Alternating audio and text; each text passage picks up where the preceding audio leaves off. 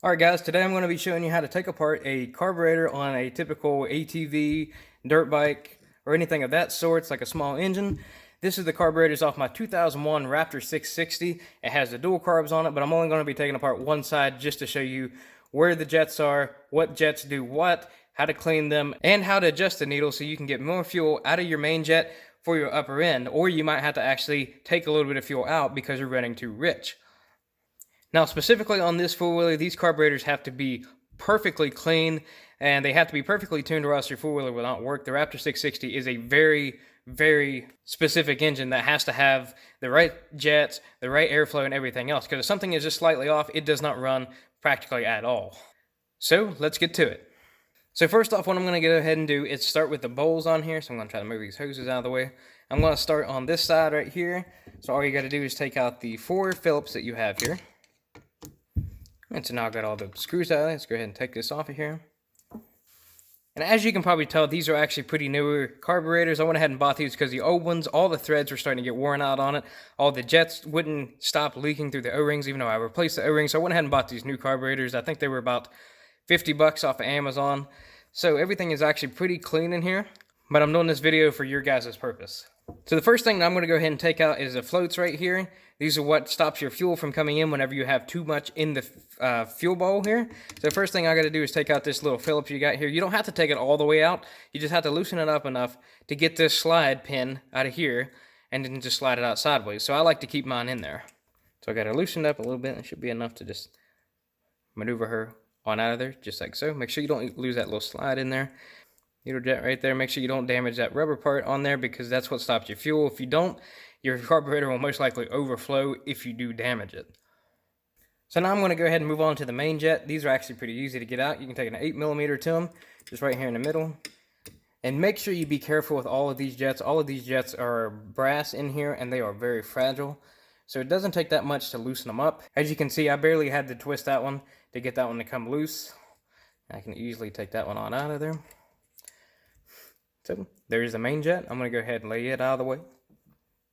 Now moving on, I'm going to go ahead and take this jet out right here. This jet right here, some people, as you'll notice, whenever you're taking apart the other carburetor, you may not have that jet. That's because this is the starter jet. All it does is help add extra fuel whenever you're starting.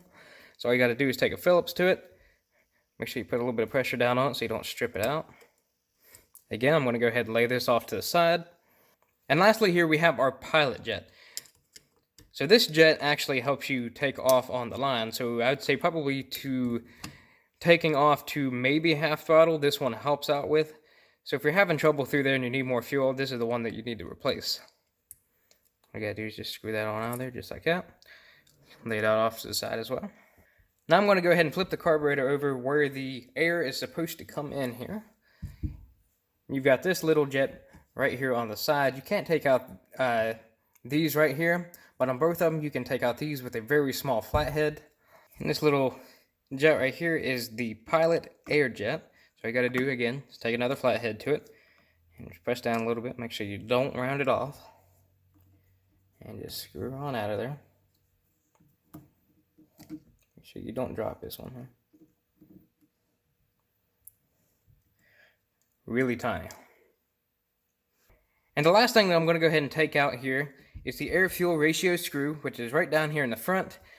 As you may have noticed, this one is a very controversial one because people think that this is the screw that actually helps out throughout the whole entire throttle range. No, this is supposed to actually help with taking off on the line. So say if you have a rough idle or a hard time taking off, this is what you need to adjust most likely. So if you're going to take this out, make sure that you mark where the starting point is because you want to be able to put both of these back exactly where they're supposed to be if your machine is running right. If it's not, then it's best to start out at maybe 2 turns out or 2.5, somewhere around 3. Some people say that 2 to 3 turns on both of these is what's perfect for them. So in order to calculate that, what you want to do is go ahead and start with one edge here. I'm going to start with over here. This is where my starting point is. So whenever I go around from this point here and my screwdriver goes around this right here, that's only 180. That's only a half of a turn.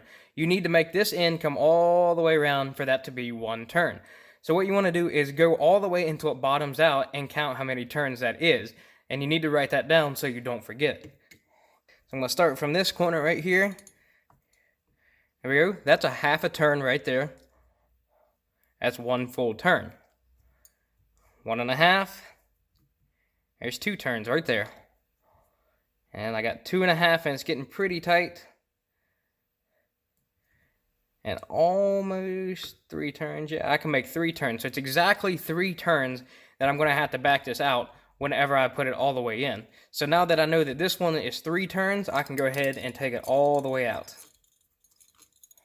I'm going to sit like that. I'm just going to go ahead and turn the carburetor over so it'll come out. There is a little spring in there. You don't want to forget that.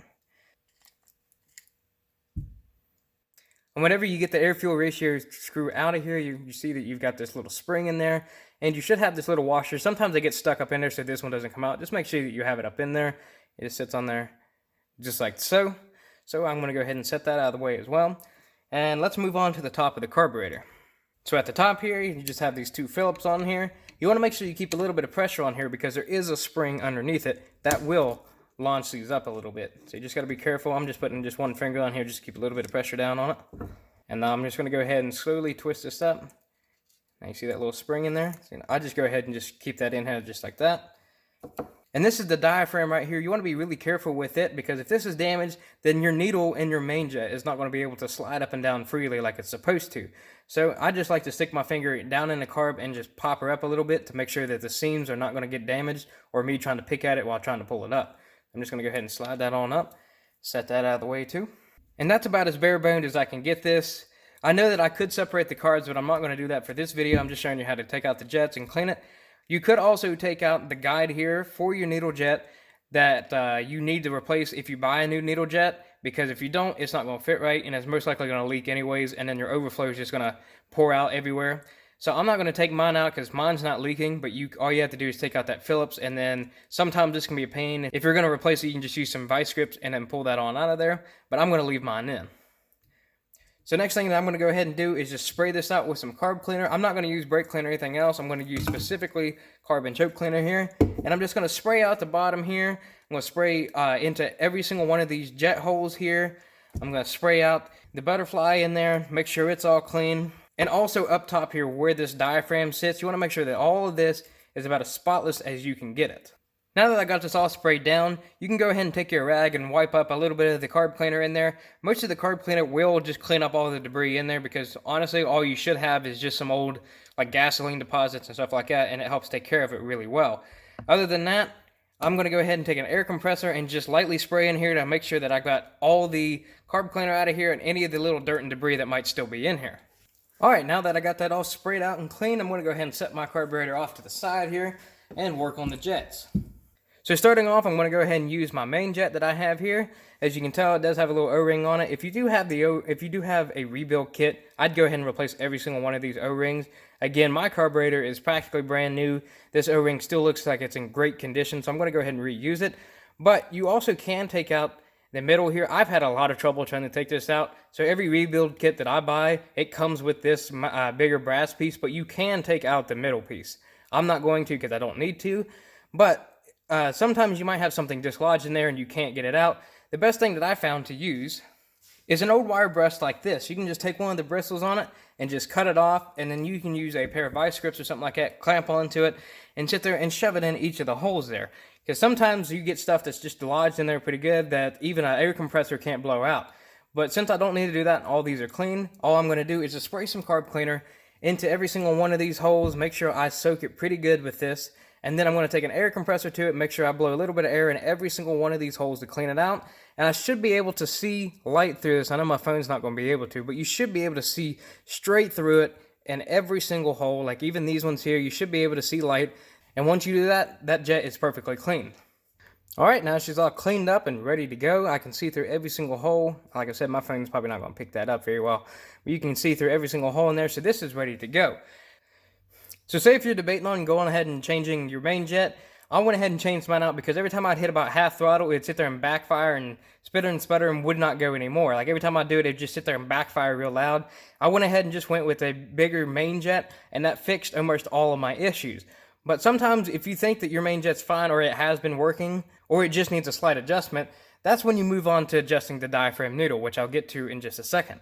But if you truly believe that you need a bigger step up or step down in your 50% throttle to 100%, this is what you need to change.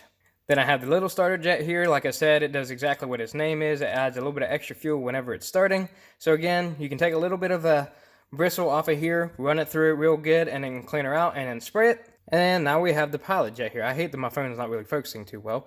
But as you can see, it's got the little holes in it, just like the main jet does.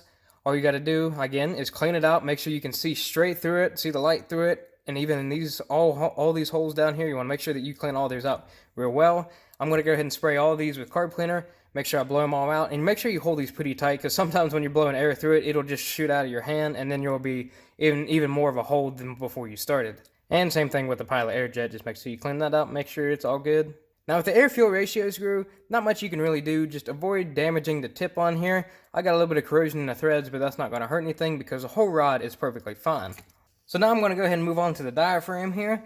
First things first, you want to take out the little tab in the top here. I'm just going to use a pair of needle nose to grab it. Make sure I get a solid grip on it. Just wiggle it a little bit. Pops right out. Make sure you get the spring on it. I'll set that to the side. And I can just take the needle and pop it through. Try not to lose any of those washers that we've got on there. And I actually pulled out all of mine without losing it. So I'm going to go ahead and set this off to the side. And as you can see, I've got the washer in there. I've got a spacer in there. I've got the C-clip that lets me know my position. And I also have another spacer that's at the top here. So I'm going to go ahead and take those out of there. Now, if you want to just go ahead and adjust your fuel for your 50% up, this is where you do it if you want to just go for a little bit of movement. Like say it's good, but it's not good enough, and you want just a little bit more, this is where you adjust it. So the first thing that you could do is go ahead and just take the needle and just move it up or down. I have mine on the most bottom position because I need the most amount of fuel out of my jet. So the more up you go, the less fuel you'll get out of your main jet. The lower you go is the more fuel you get. So if you want to go ahead and take that out, you've got the little holes that you've got right there. I have a little pick that I have right here. I don't know where I got this at or where it came from, but I can easily stick it in one of those holes and then pop it out. All you got to do is make sure that when you're putting it in the hole, is that you just make sure it firmly snaps into place. You can honestly do this while the carburetors are on the four-wheeler. I've done it a lot. And if I were you, I would just go one carb at a time, moving one position at a time if you're going with the small movements. I've had one carb that sits at 4, and I've had one of them that sits at 3. So sometimes you just have to pick and choose and see which one works best for you. It's a tedious task, but sometimes it's what you have to do. So since this is all good to go, I'm going to go ahead and put this back together. Make sure I put the spacer and the washer on it. And then the spacer back on top. Get the diaphragm here. Make sure I stick it down in there without losing any of those washers. And then just fall into place there. Got all of them there. Now I can just take this and just stick it down the middle. Make sure I have that spring on there. And all it does is just pop into place.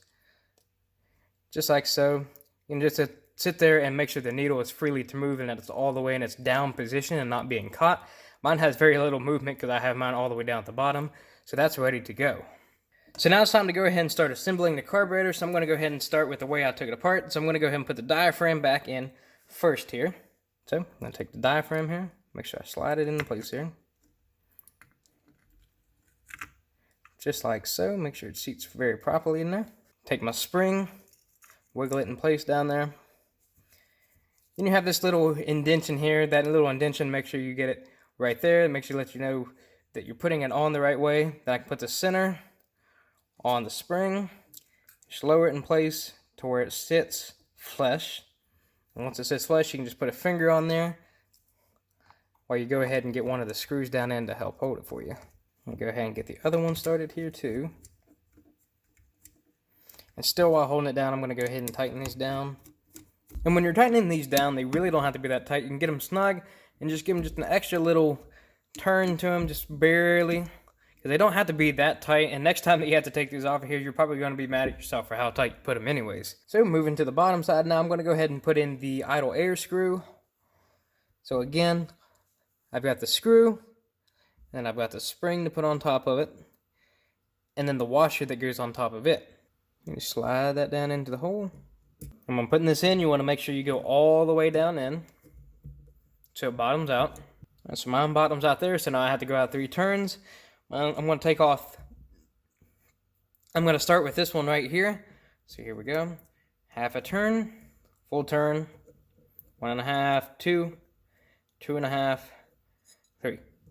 That's all I have to do. I'm going to go ahead and start with the starter jet here. All you got to do is just start that one in. Then the pilot jet, make sure you have the O-ring on there. I'm going to go ahead and just hand tighten that one down on in. And then you have your main jet. Again, make sure you have your O-ring on there before you put it in.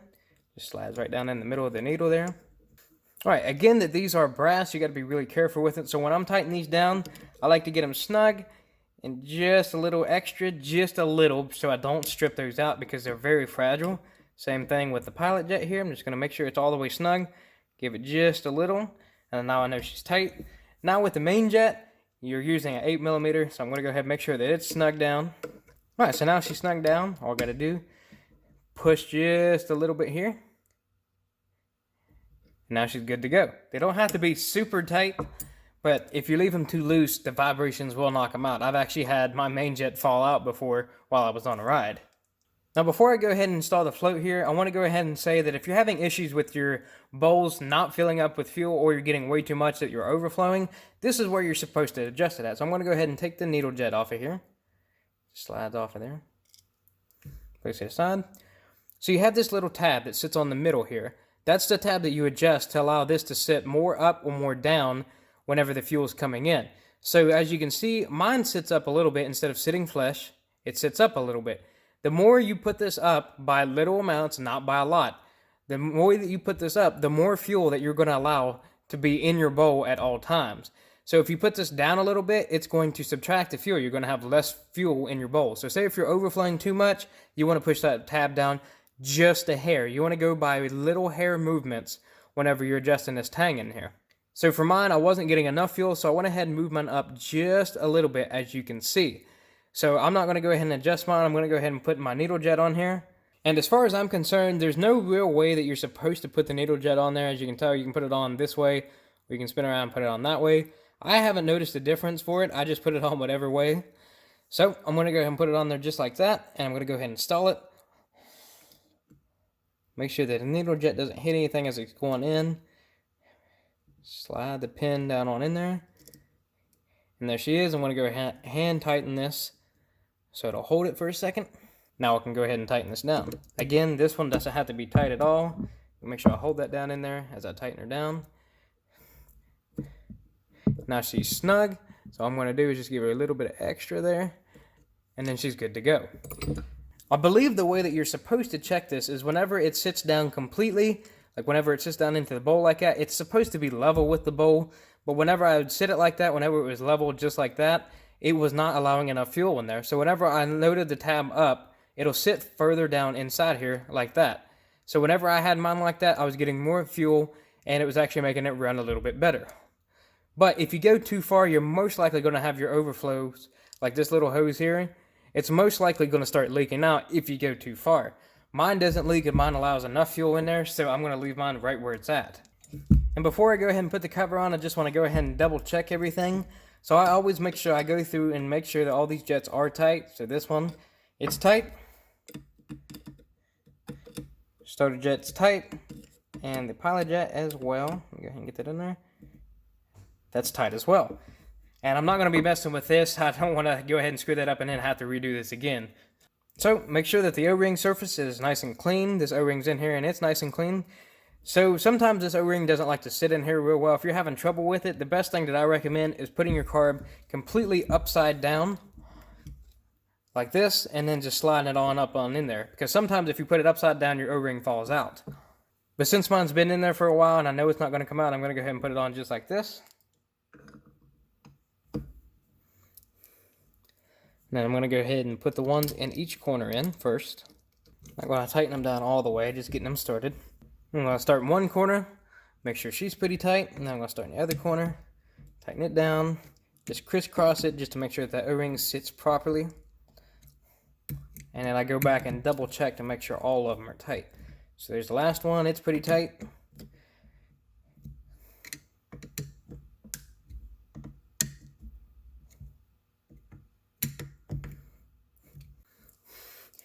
And lastly, I want to go ahead and put in that pilot air jet here. So it's all nice and clean. I'm just going to drop it down in the hole, being real careful. Getting my smaller screwdriver out, just tightening this down. Now this one's really fragile because it's so small, so whenever you're tightening this down, you have to be super careful that you do not round this one off. So she's all the way bottom out, just give her just a little extra, and she's good to go. Now the process is exact same for the other carburetor. The only thing you're missing is just the one starter jet in there, and you obviously don't have the choke hole right there. So once you get all that done, it's ready to go back in. Now, if you're probably wondering about what the manual says about synchronizing your carbs up, if you take off this little guard here, you can get access to another screw in there that helps align both of these butterflies up. So what it means by synchronizing it is whenever you open these up, both of these should be the exact same on here. Or when you close it all the way, you shouldn't see light through both of them when they're both completely closed.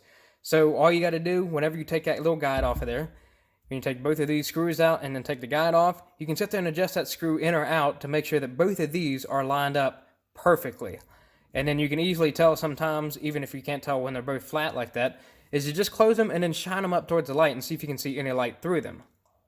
But that concludes this video. If you guys need any help installing the carburetors or taking them out in the first place, I have videos on that. But as always, if you guys would like some more videos like this, please subscribe.